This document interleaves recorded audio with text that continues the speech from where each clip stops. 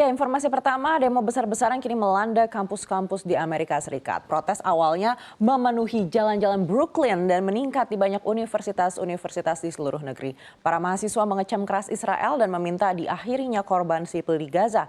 Eskalasi makin terjadi menyusul penangkapan massal terhadap para demonstran di beberapa universitas dalam beberapa hari terakhir. Sekelompok besar demonstran telah mendirikan perkemahan solidaritas Gaza di halaman rumput Universitas Columbia pada hari Senin. Namun aksi ini tidak berjalan mulus dengan beberapa mahasiswa Yahudi melaporkan intimidasi dan antisemitisme.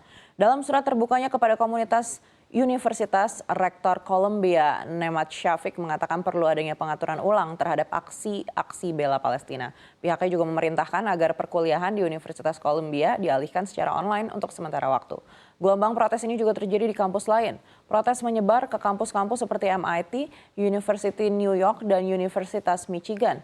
Di Universitas Yale, setidaknya 47 orang ditangkap pada hari Senin setelah menolak permintaan untuk membubarkan diri.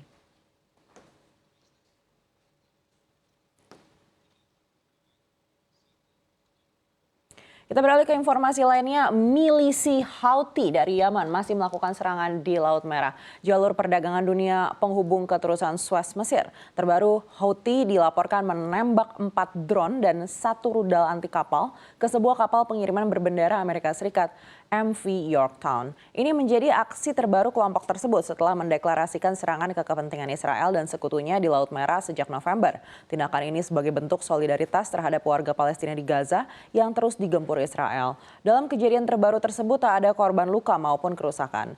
Militer Amerika Serikat di Timur Tengah, Komando Pusat Amerika Serikat atau CENTCOM mengatakan serangan itu telah digagalkan. Dalam media sosial X dilaporkan bagaimana koalisi militer berhasil menjatuhkan drone dan rudal yang diluncurkan Houthi. Timur Tengah kini memang menjadi pusat kekhawatiran global. Ketegangan terus terjadi sejak Israel menyerang Gaza pada Oktober 2023 dan menewaskan 34.000 lebih orang, mayoritas anak-anak dan wanita.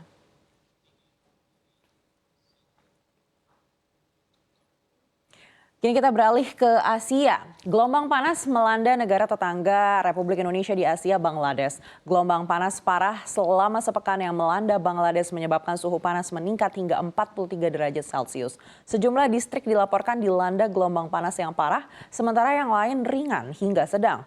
Departemen Meteorologi Bangladesh mengatakan gelombang panas terjadi di Dhaka, Rangpur, dan Barisal, serta seluruh wilayah Rajshahi. Daerah lain yang terpapar cuaca panas ialah Khulna, lalu distrik Mymensingh, Mulfi Bazar, dan Rangamati.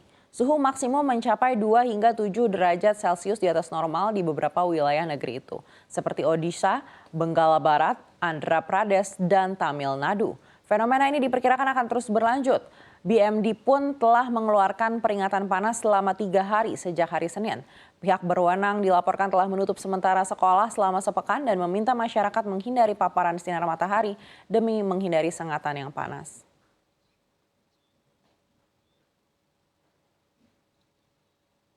Kita beralih ke dalam negeri, salah satu perusahaan raksasa properti di tanah air tengah mengembangkan kota baru.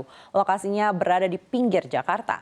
Proyek baru ini pun dirancang menangkap para calon pembeli rumah dari kelompok masyarakat milenial, generasi Z, bahkan X.